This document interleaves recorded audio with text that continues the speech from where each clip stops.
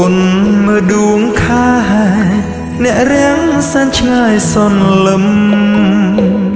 មិនហ៊ានសង្ឃឹមថាបានណែបនិតក្បែរប្រាខ្លួនជាកង្កាប្រហើនហ៊ានស្នេហ៍ខុសថាឥឡូវនេះយើងដល់តំបន់មួយដែលមានឈ្មោះថាទឹកលាក់គូនូនៅទីនេះគេនឹងលេងសម្រាប់ដំរីហើយទៅជួបទីនេះក៏ធំដែរមុននឹងយើងធ្វើដំណើរនេះយើងចេញពីខេត្តមណ្ឌលគិរីមកពីខេត្តមណ្ឌលគិរីប្រហែលជា10 គីឡូ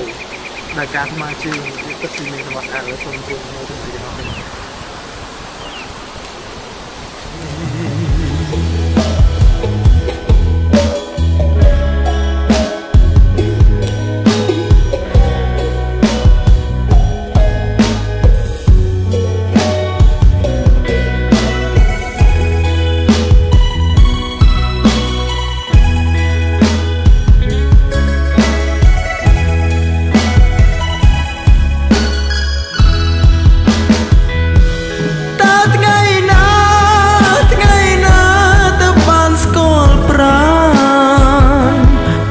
កលយា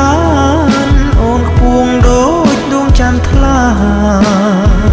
បងជាកង្កាងលួចស្នេហ៍ច័ន្ទលើវេហាពួកជាប់កាយាគ្មានថ្ងៃច័ន្ទអាចប្រហូតនៃរូបខ្ញុំអើយណាស់ហើយកុំឈោងខ្ពស់ពេកទ្រាំរស់សងវាយក្នុងស្រែម្នាក់ឯងឯកាគេនៅលើមេឃគ្មានថ្ងៃឃើញយើងឡើយណា